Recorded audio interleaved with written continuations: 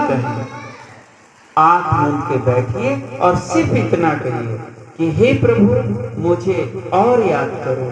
मुझ में कोई सामर्थ्य नहीं कि मैं आपको याद कर पाऊं, पर आप मुझे याद करोगे तो मेरा और मेरे बच्चों का कल्याण स्वतः हो जाएगा, जो मैं आज इतने सालों से रात दिन मेहनत करके अपने बच्चों को बनाती रही, फिर भी नहीं बन पाई। तो जब भी आपको वक्त मिले तो आप यही कहें कि हे प्रभु मुझे और याद करो। हम में सामर्थ्य नहीं, मेरे जीवा में ये ताकत नहीं कि हम आपको याद करके बुला लें, लेकिन आप जिसे थाम लो उसे कोई छुड़ा नहीं सकता।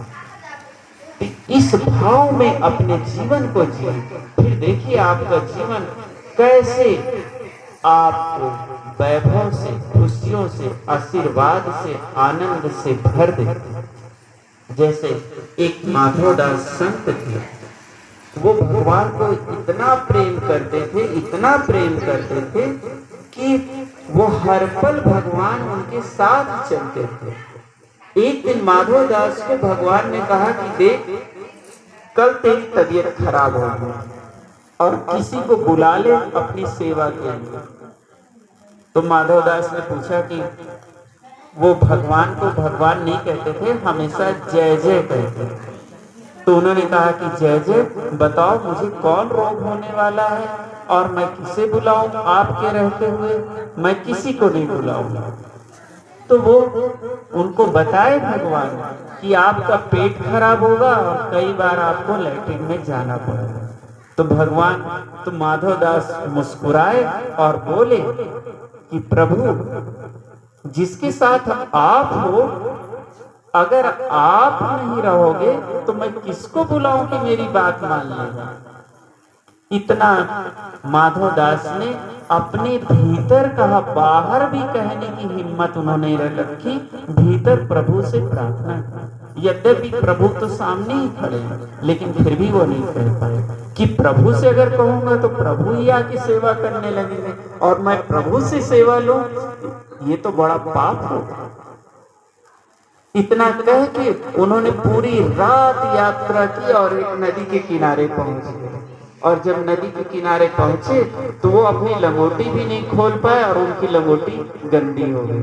और तुरंत उन्होंने उसको खोल के और सोचा कि इसे रख दें और हम दूसरा साफ करके पहन के तो धुलेंगे। भगवान ने तुरंत लंगोटी उठाई और धुल के डाल दिया, एकदम जहां तक माधवदास पहुंच सकते थे पेड़ में बांध दिया। और दोबारा वो आ रहे हैं, तब तक में वो लंगोटी कोपी सूख गई। अब माधवदास को होश नहीं है, क्योंकि आपने देखा है कि जब भी कोई दुख आ जाता है तो हम में होश नहीं रहता, तो उनको कोई होश नहीं थी। 4 दिन के बाद आप सोचो कि 4 दिन वो सिर्फ दौड़ते ही रहे, पेट खराब था। 4 दिन के बाद जब उनको होश आया, ठीक हुआ, तो वो इतना रोने लगे, इतना रोने लगे कि पूछो मत। तो भगवान प्रकट हुए और बोले कि माधवदास क्या हुआ? कहा प्रभु मुझे क्षमा कर दीजिए, मैंने इतना पाप कर्म किया था कि एक तो ये दुख मिला और ऊपर से आपने मेरे कपड़े धुले, और मैं तो इतना गरीब था कि आज तक आपको कोई छोटा सा कपड़ा नहीं दे पाया।